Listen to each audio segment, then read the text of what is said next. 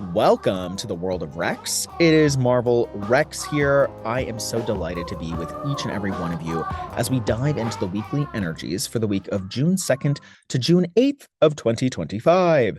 Before we dive into what the week has in store for us, you can always check out the links in the show notes. You can subscribe to the newsletter through those links. You can book a reading with me. You can Venmo me a cup of coffee to say thank you to the pod. I love it. You can follow us on Spotify, anywhere that you listen to podcasts. And please share the podcast with your friends, especially if they need it right now. And even commenting on the podcast is really, really helpful for the algorithms. So I appreciate all of that from each and every one of you. Now, I'm particularly excited about June as a month. I am like super jazzed about this month. So welcome to June. We're going to dive into why I'm so excited about it. A big part of it has to do with one of the most archetypally joyous planets in the zodiac, or in the sky above. They're not, they're traveling through the zodiacal signs. The planet is Jupiter. I love Jupiter, and you shouldn't be surprised because, well, I'm a Pisces sun, Pisces Mercury, which is, ruled by Jupiter, from a traditional sense. And Jupiter's kind of like Tigger energy. And I'm very much like Tigger energy. I really relate to Tigger, in Winnie the Pooh. So, you're listening to a Jupiterian person. We're about to talk about Jupiter big picture, and then we're going to dive into the week and discuss why Jupiter is so important for this entire month of June. So, Jupiter's big, beautiful planet. He's a big boy and he's bouncing around and he's got a lot of sway. He tends to expand everything that he touches. So, very magnetic energy. Jupiter rules in a lot of ways how we sort of face life, the philosophical and ethical and moral lens through which we approach life, and how we create meaning in our lives. There is a teacher like quality to Jupiter. He rules teachers, sages, cult leaders in the shadow sense, gurus. Jupiter has an element of like, here's how we can expand and go deep and understand everything in the world. And he does really well in the signs of Sagittarius and Pisces and Cancer. And we're going to talk about this. It's going to be important. Remember the Cancer piece.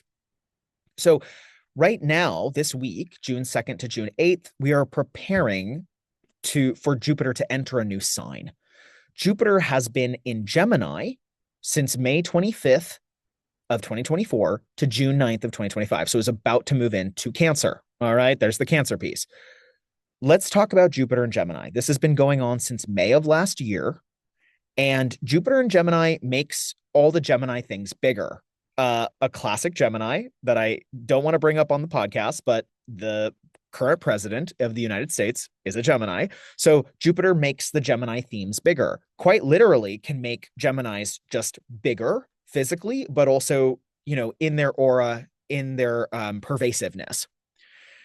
Jupiter is in detriment in Gemini, which means that Jupiter doesn't want to be in this sign because Jupiter is about seeking universal truth.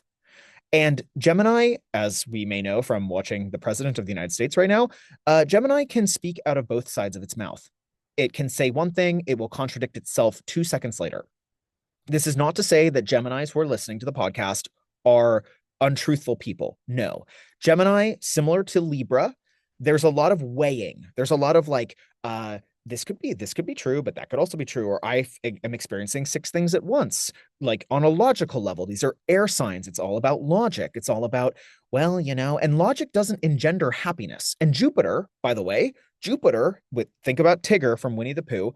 Jupiter is about finding happiness in our lives through meaning, through philosophy. Like, what philosophies allow me to feel free?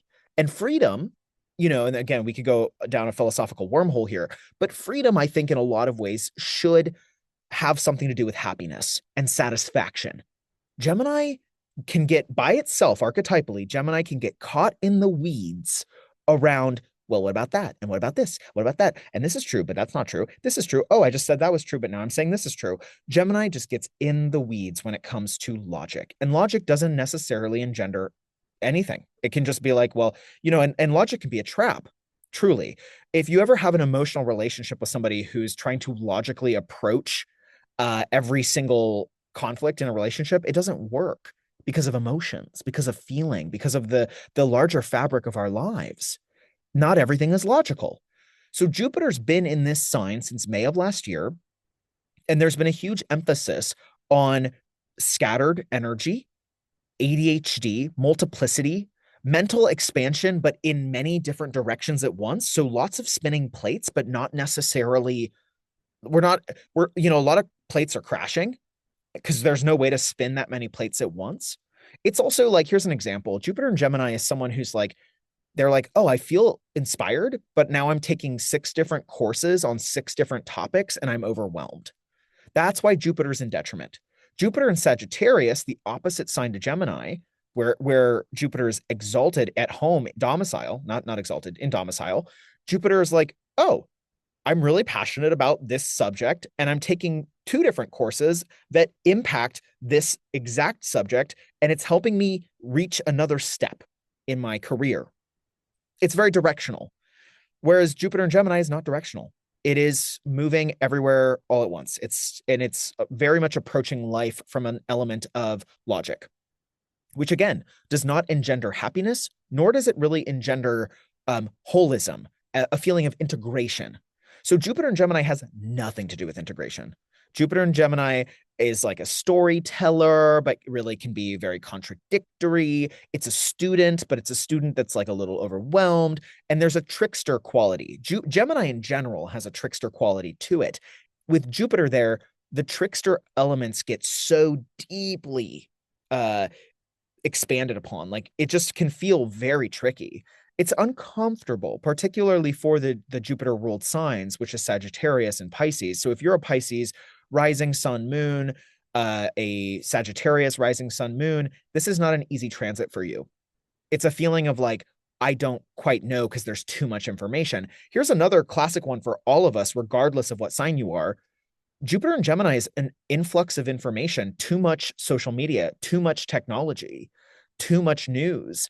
And I think that the first 100 days of the presidency that happened here in the United States, that is happening, it's been crazy, has literally been crazy. And that's Jupiter and Gemini, because it's like things were happening too quickly and made no sense and were not efficient. Okay. Now you know my political view on things, but like anyone who's objectively watching the news right now is like, none of this makes any sense. And it's changing on a dime, which is Jupiter and Gemini. Now, deep breath, because I know that that's stressful, right? That's the shadow of Jupiter and Gemini. What is happening right now is that things had to get dispersed to, the beauty of Gemini is that when things get dispersed, we actually, in the chaos, we can be like, oh yeah, that didn't really ever work. Okay. That's it. I don't know why it had to be so chaotic, but Jupiter's in detriment, but that didn't really work. Or we see things from a different perspective. It's a little bit like, shaking up a snow globe and all of a sudden you can see things differently because you're like, wow, that was a lot of chaos, but I see it from a different angle. Here's maybe where we have to enter into a new age. With Gemini, it's about how technology will probably shift things in a lot of ways and make things more, especially with Uranus coming in July. The things that were not working that Jupiter showed, Uranus is going to upgrade. Okay. And that's coming in July. That's not here yet. But I do think technology is going to be a big one in terms of checking what's true versus what's not true. There's going to be a lot around truth and news, like the idea of fake news, which came from a Gemini who I will not speak his name on this podcast, but like Jupiter and Gemini can show where there is so much contradiction to the point where Uranus is going to come in and fix it with technology. Totally. And with social movements. Uranus also rules social movements. So it's good for us to be flexible this week because Jupiter will be at an anaretic or final degree of Gemini. It's really important to be flexible about having multiple perspectives, but not believing anything quite yet. I know that's really hard to do. It's really hard to do because humans, we want truth. And the maddening quality of Gemini is, especially at the anaretic or critical degree, critical meaning like it's going to feel real intense. It's just going to feel like really on the nose. The critical degree of Gemini is, look, there's just an F ton of information and parts of it really deeply contradict itself and each other. And we don't know exactly what is the right way forward logically, because there's so many options, or it's a mess. Now, the good news I have for you is that by June 9th, this all really takes a huge shift when Jupiter moves into Cancer. We're going to talk about that next week. What has happened, just to mull over, I really want people to think about the last year. What has happened is there's a lot of emphasis on intellectual and technological expansion. So being a student, and I want each and every one of you to ask yourself, what have I learned in the last year about how I approach life? Jupiter's life and philosophy, and like, what are we doing? How do we approach our lives? What ontological lens, to throw a big word out there for people, but what ontological lens do I look and perceive the world through? How do I think about things? That's a really like philosophical Jupiter question. How do I think about my life? How do I tell my own story? Jupiter expanded the ADHD quality of that over the last year. By that, I mean, Jupiter made us feel so overwhelmed with the potential and possibilities, and now it's about to get directional. But this was part of the process. I really want to frame that we have to get lost to find ourselves. You literally cannot find yourself without first being lost. It's like it doesn't work any other way. So Jupiter in Gemini is a period of being a student and not knowing, and being overwhelmed by the influx of information from new digital technologies. Also, and this really happened to me with Jupiter and Gemini, so I'll just speak for myself here. There is a diversity of thought that can be really helpful about embracing contradictions, kind of living in the Venn diagrams of things. There's no single truth, but there's many windows into truth. Um, I really personally had a kind of a breakthrough where I was like, oh, some of the long held thoughts I had around how life worked, how the world worked, how my, sort of like some of the things I'd learned in higher education, even, how there was contradictions to those things. And I had to really grapple and wrestle with things that I thought were pure. And Sagittarius, this is the shadow of the shadow of Sagittarius. Trying to give myself a tongue twister here. The shadow of Sagittarius is, I am such an expert that my truth is pure and there is no other truth. And, I just got off the phone call with a Sagittarius. I won't name them on the podcast, but they were essentially telling me that my perspective was fundamentally kind of wrong. And there was a condescending quality to this phone call. And it was about a global event. Of course, Sagittarius rules global things, events that happen in different parts of the world. And they were like, fundamentally, your perspective is wrong on a deep level. And I handled the conversation very well. I was like, okay, I appreciate your perspective. And I got off the phone and I was like, wow, that's the shadow of Sagittarius. My Gemini, the Jupiter and Gemini medicine that I've really felt over the last year is, wait, there's no pure truth. And that's also hard to sit with. And it's hard for our nervous systems to be like, whoa, this was a complicated situation where many things were true at once. I think many of us can think about a lot of global events or personal things that are happening in our lives, or even with the state of the United States right now, where even if we want to say wholesale, this person is wrong or this is bad, there is always an angle with which to view something to say, okay, wait, there is a contradiction here, or there is something useful here. And Gemini has a very inquisitive, open, flexible view on things. The shadow is that we're too flexible and we're changing our mind all the time. But the positive is, I see where that person's coming from. I see where I'm coming from. And I understand that both of those things can exist together. And in fact, there's probably a third person who has a totally different view, and that can also exist. So that really came in for me. And it was uncomfortable for me personally to have this diversity of thought, and to feel a little overwhelmed. But I didn't allow myself to go into the shadow, which was intellectual arrogance and being like, my logic is stronger than your logic. There's a condescension that can happen with both Gemini and Sagittarius. We want to really just check that and think about the last year. Where have you had to be more flexible in your life around how you think about things? That's just a large, broad question for Jupiter and Gemini. Now, on a cultural level, AI. Jupiter and Gemini was like AI, and Uranus is about to take that information in July and say, hey, AI in July rhyme. Maybe I should make a rhyme about it right now. No, very Gemini right now. Um, because Gemini rules rappers who make rhymes. In July, we're gonna see what's happening to AI. Like I can't even do it. I'm too tired. I'm on antibiotics right now, y'all. It's like my brain is not working well. Um, so the what I would just say in general is that we're going to see what happens starting in July. We're going to see what happens much more on a structural governmental level.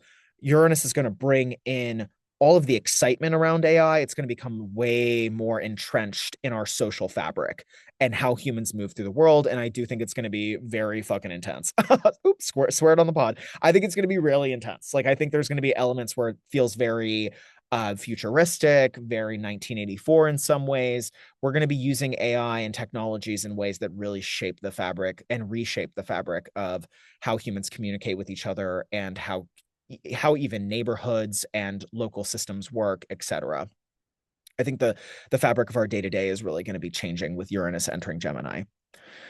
Um, there is power that happens here. Speaking of our neighborhoods, there's power with Jupiter and Gemini, and then Uranus entering Gemini around reclaiming local, small, and short form knowledge. So local knowledge, like I just had LA Astrofest, Los Angeles Astrology Festival, and it was so beautiful to be in a local setting with other astrologers, which is Jupiter. Jupiter astrology is a Jupiterian thing in the sense that it's about a system that you understand life through. And so there can be a reclamation of our local neighborhoods and really being tribal. And there's obviously a shadow side to being tribal. I do not mean tribal in a violent way where you can legitimize violence towards people who are outside of your tribe, but you can reclaim your tribal roots and people that you really relate with in your local environment. Um, I have to say this because I'm in the entertainment industry, but Jupiter and Gemini was the rise of vertical movies, which are movies that you watch on your phone. And I have been acting in a bunch of them. So if you watch like Real Short or Drama Box or any of these, I'm on them. You'll see me. You'll be like, I know that guy. Very quick. These are episodes that happen on your phone. They last a minute to 3 minutes, which is exactly the attention span of a Gemini. So, TikTok, these kinds of things are expanding, and Uranus is going to continue to revolutionize them as we enter July. I already said this, but I'm going to say it one more time. Individually, you really want to look back over this year and ask yourself, what stories do I tell myself and believe about myself? Like, what are those stories and how are they needing to change? Because in July, Uranus is going to change them. Uranus is going to come in and be like, haha, we're building off of that expansion that you had with Jupiter and Gemini. The psycho-spiritual takeaway here is that your beliefs don't need to be set in stone. They can evolve, they can split, they can recombine. Growth comes through communication and curiosity and communication again. Like, there's an element of putting yourself out there to learn something and be a student, go back to the drawing board, and then come back out and communicate more, and then go back to the drawing board. Like, it's a never-ending process. But the good news is that as of June 9th, which we'll get to next week, Jupiter enters Cancer, which is a very deep feeling, emotional water sign that is a cardinal sign, cardinal being very directional.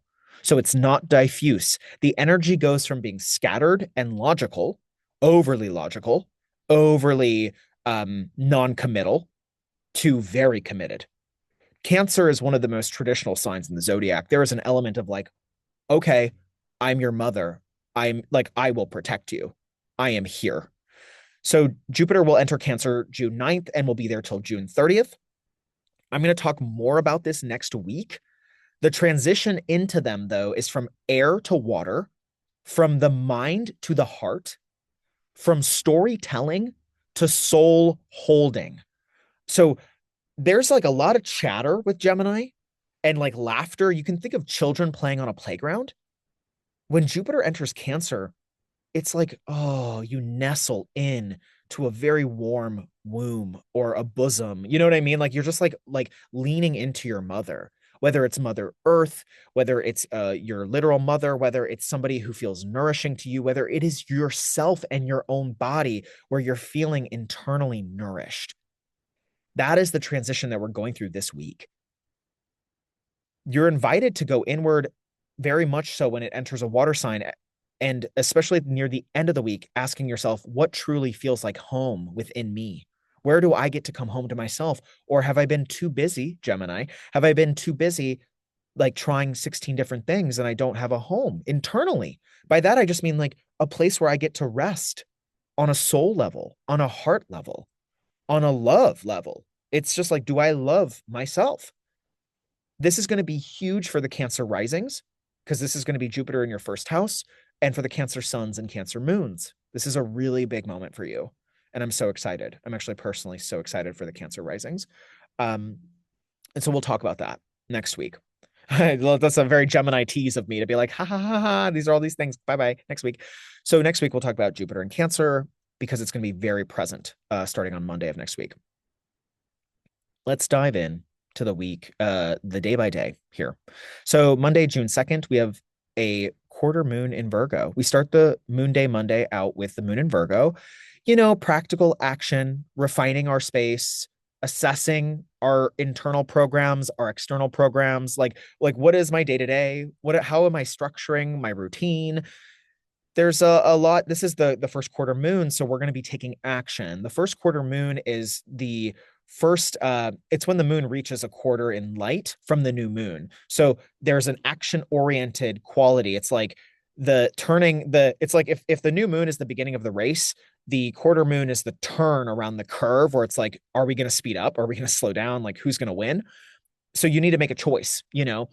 And with Virgo, it is about really fine tuning your health, your wealth, your daily routine. So it's like, how am I structuring? Am I getting up early? How's my body feeling? What am I eating? Is it supporting me? The devil is in the details with Virgo. So we do want to be detail oriented. Very communicative, the moon in Virgo here, communicative in terms of, again, refining. So it can be a little naggy, right? There's a quality with Virgo where it's like, you didn't do that or you didn't put your dishes away. But that's the quality of Virgo. It's here. She is the librarian of the zodiac. So she's here to make sure that everything is organized. So I would really just recommend organizing your space. If you wake up on Monday and you're like, oof, my office is messy or my home is messy, this is a really great day to just like start Monday out strong and clean everything up so that energetically you can move forward through the week. This moon in Virgo on Tuesday, the moon is still in Virgo and it squares Mercury in Gemini. Look, I do think that at the top of this week, by the way, this astrology is not crazy. This is like, we can all handle this. There's nothing here that is shocking to me. I'm just like, okay. But there's a lot of Gemini medicine. And the Gemini medicine is like, whoa, check yourself before you wreck yourself when it comes to your talking. Like, how are you talking? How are you speaking? How are you emailing and writing? Because the moon in Virgo is like, ugh, dude, we need to get in our own body and we need to get regulated and we need our space to be pristine, or at the very least, it needs to be orderly so that our thoughts can be orderly. There will be some folks this week that are going to just feel frazzled and they're going to feel overwhelmed by the details. And my advice is just to slow way down and do the Virgo thing first, which is just clear the space, clean the space, take care of yourself, take care of your health. That's a very strong Virgo aspect, is to take care of your health. There can be a lot of tension between our emotions and our thoughts on Tuesday, leading to potential misunderstandings. What do I mean by this? With Mercury and Gemini, we can be really talkative or over committing or trying to do too many things at once or thinking about too many things at once. And the moon in Virgo in square, which is tense, there's a tense aspect here. The moon can be like, hey, your anxiety is literally driving you crazy. And then you take it out on somebody. You communicate in a way where it's like, I'm feeling anxious, not even about what this person's doing, but they're in my vicinity. And I'm going to just like be overly, nitpicky, whatever, because I'm not regulated. So you really want to check yourself. Like, that's what I mean when I'm like, whoo. It's a good time to listen to yourself first and then listen to others and then articulate your feelings clearly. Okay, clearly. If you're like, I'm not clear, because Gemini can feel very pulled in many directions, or it can again have multiple things going on at once. If you're not feeling clear, then this is a time to be like, I'm not feeling clear. I'm going to go clean my room. I'm going to go on a long walk and then come back and vacuum. Like that's very Virgo, especially Monday, Tuesday. Now, things ease up a little bit on Wednesday, hump day. We have Venus in a beautiful sextile to Jupiter and Gemini. Like, this is sexy. I'm like, Wednesday is a reprieve. The moon enters Cancer. Nope, that's not true. The moon enters it's in Virgo, enters Libra. So I like this. Like, the moon's in an air sign in Libra. We've got Jupiter in an air sign in Gemini finishing up. Venus in Aries is like talking to Jupiter and she's like, yeah, let's enhance our social interactions. Let's make love and let's have some creative, brainstorming. There's a lot of like, ooh, we're curious and we're making something. Venus in Aries, when she talks to Jupiter and Gemini, she's like, let's actually do something. Like, talk about, let's not just talk about it. Aries is inciting. Like, let's bring some passion and start to move. There's a very much a generative quality to Venus and Aries. Like she's really ready to like incite. So I would just say for Wednesday, this is a juicy aspect. I think it's very sexy. It's very supportive. Have fun. And again, with the Aries piece, you want to make sure you're having fun for you. Like it is a little selfish. So just keep that in mind. But like, can you have fun and still be with other people? The air signs are very social. The moon is going to be opposite Venus, but I don't necessarily think that's a bad thing here. So, I'm just like, I'm excited about Wednesday. Thursday, we have another sextile from Mercury and Gemini to Mars and Leo. So we have a Mercury sextile. It's like the lovers are getting loved up. It's a sextile from Venus. Now it's a sextile from Mars. Like, oof, I love it. So this on Thursday is a boost in mental energy and assertive communications. So again, Wednesday, Thursday, you can really embrace your inner warrior archetype and take initiative. It's a really great time. Maybe Monday, Tuesday, like I look at this week and I'm like, Monday, Tuesday is like really taking stock and slowing down enough to really get your space pure, because that's what Virgo wants. Virgo wants a certain level of purity, of sanctity, of space. And then you jump off on Wednesday, Thursday. If I was to time this week, I'd be like, yeah, that's it. I'm going to have like more important calls on Wednesday, Thursday. I'm going to initiate on Wednesday, Thursday. Monday, Tuesday is more like, oof, we got to really adjust here. And we have to figure out how we're communicating and whether we're communicating from like a grounded place Monday, Tuesday. Now Friday is a big, beautiful day. Again, this week is not gnarly. I like June. I'm a big fan of June. There's some weird stuff, but like I like June. Friday, June 6th, we have Venus entering Taurus. This is freaking awesome. Oh my gosh, I am so excited about Venus entering Taurus. And then very shortly after, Jupiter next week is going to enter Cancer. I'm so excited. Okay, so Venus and Taurus, she comes home. The goddess of love returns to her home. She has been traveling around the zodiac and she's been waiting to get back to Taurus. She's like, can I just get back to Taurus? Every single sign. She's like, this is okay. Pisces kind of nice. Libra's kind of nice, but I really want to be in Taurus. So Venus comes home, the goddess of love, which is, our relationships, our ability to sensuality, our relationship to sensuality. Here in Taurus, there's a lot about stability through sensuality, stability through beauty, really rooting into the comforts of our relationships, our self-care, and comfort in routine, comfort in being locked in to a style or a way that is usually aesthetically and sensually pleasing. So there's so much, Venus and Taurus.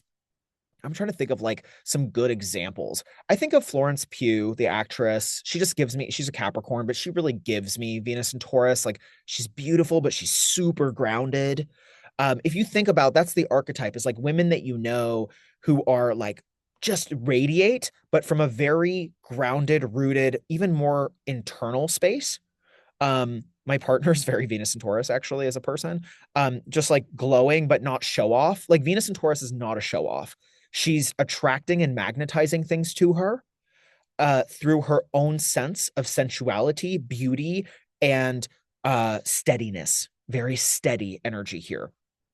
So we have her here for about, she usually hangs out in a sign for about a month. So we're going to have a month of Venus in Taurus. This is a great time for money storylines, child storylines, creative storylines. People tend to be more, there's more of a feeling of abundance. So you want to tap in starting on Friday to a feeling of abundance, the fact that you deserve pleasure in this lifetime. Okay, like that's really important. And it's powerful to be sensual. It's powerful to focus on self-care and nurture your closest relationships and find comfort in food and television and like Netflix and chill. Like Venus wants to love up on you in these realms. So cook yourself a good meal, over the next month. Like really invest in ways to love yourself more deeply. Taurus is an intra personal sign. So it's about the relationship to the self. So, how can you love and value yourself more deeply over the next month? There's so much support from the goddess of love in doing this work. Okay. Whatever brings you grounded joy. Saturday, June 7th, we have the moon in Scorpio. God, this moon in Scorpio. The moon in Scorpio is going to square Pluto in Aquarius. So yeah, I mean, like the moon was in Libra when Venus entered Taurus, which is super sexy on Friday. I like Wednesday through Friday. Then Saturday comes around and the moon enters Scorpio, squares Pluto, and it's like, I was feeling good, and now I feel like really weird. And the moon's actually going to oppose Venus. So it's like moon opposes Venus, squares Pluto. There's a T square that shoots into Leo. Oh gosh, a T square into Leo is like, I don't feel seen by my partner. I don't feel seen in this relationship. I was feeling really juicy on Friday, and then Saturday, something weird happened in my relationship or like money stuff. And now I feel very, I thought I was chill, and now all the surface like level emotions are replaced by like deep rage. Deep rage, trauma, power dynamics. This is all what can happen when the moon squares Pluto, Venus is squared by Pluto. Wow. This is Saturday, Sunday. So Saturday, Sunday, I would even say to a degree, parts of Monday. This is the spiciest time of the week. Now, let me put it in a very positive way for everybody. Saturday, Sunday, the whatever emerges in terms of issues in relationships and confusions in relational dynamics, it is completely medicinal. It means it's like I look at this and I'm like, the poison had to get drawn up from the surface so that we could get the venom out of the dynamic. We had to pull this to the top. That's what Pluto's doing. Pluto's like, he's retrograde too. So he's like, hey, this was buried deep.